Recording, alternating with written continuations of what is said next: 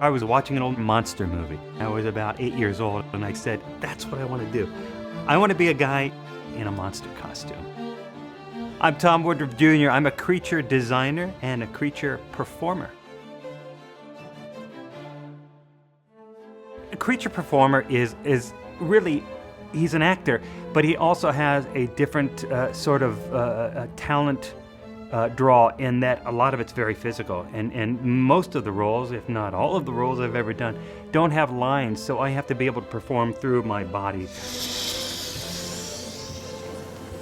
You have to combine physicality with the emotional content that you're trying to provide either for the creature itself or in most cases to the other actor in the scene so they have something to react to and also something to interact with.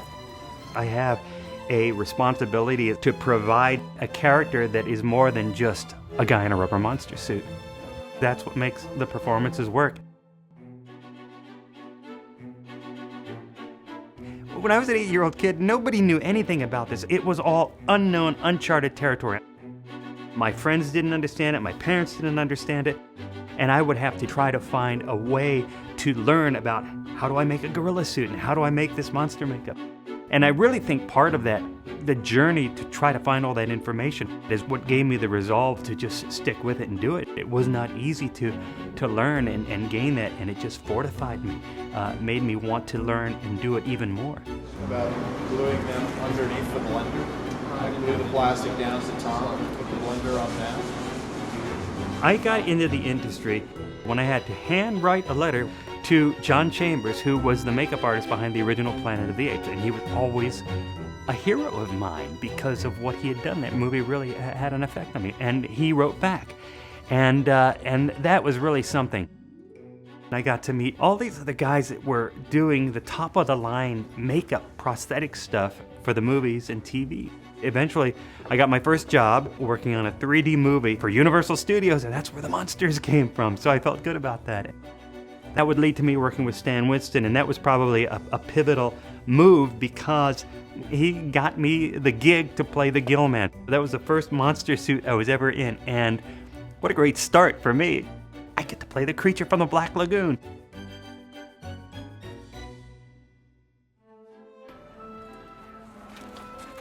When I'm coming up with the movement for a creature, a lot of the initial stuff I'll just come up with my own, and I'll work out a certain template or templates that I can show. And usually, if when the director is really vested in the character, and I've had some great experiences, we get on set and we'll spend some time and we'll refine it and we'll change it. How much animal, how much man? That's a very good question. More man or more animal? I would say number 6, 10 being animal. And today, what you did today was very inspiring in terms of going, rah, you know? And he would say, I think that's a yes. Or something like that, you know what I mean? Like, I think we gotta make more use of that, you know? Like, for me, the best thing about performing in creature suits is that I get to act with, not just with a safety net, but with that safety net wrapped around me like 20 times so no one can see me.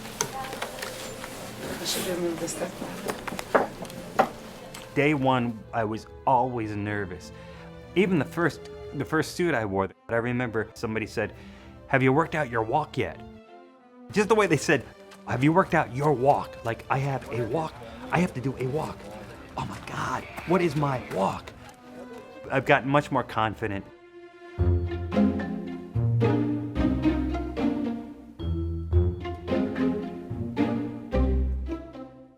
Alien 3 was the first suit I wore as an ADI creature, and it was fantastic. I've worked with some of the best actors in the business. I was in this big graboid creature from Tremors, one of our first features.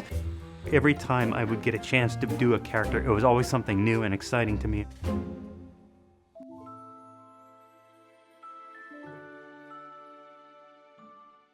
Gorillas have always been really, really close to me in terms of my favorites. The hardest part of playing a gorilla, for me, is the physicality of it. I've studied gorillas in zoos all over the world, and I have the performance stuff down solid. To me, the most important thing is to get something that looks different from a person, but looks realistic within the context of what people are familiar with. The gorilla is so much more expressive with its face. There are 35 servo motors in the head of the gorilla, so it takes 4 people to operate. Those people are bringing life and expression and readable emotions to that gorilla's head. I've got a support team around me. In a way, it's like music. In a way, it's like the puppeteers are the band. We are the guys in the band. And everybody knows each other's parts. It's like this guy's playing the guitar, and this guy's on the keyboard and drums, and then we have a bass. And the thing is, if they all just go off on their own, it's noise.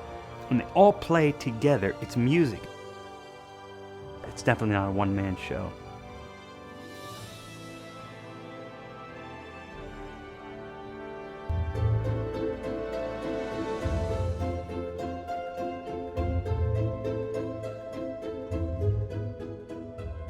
I've spent probably 25 years now doing different monster suits, and it's been an incredible experience because it's almost like you get to learn while you're right there on stage. I'm hidden inside a monster suit. I have never gotten tired of what I've done. This is my home and I'm part of this. I have never lost the excitement of being the guy in the monster suit.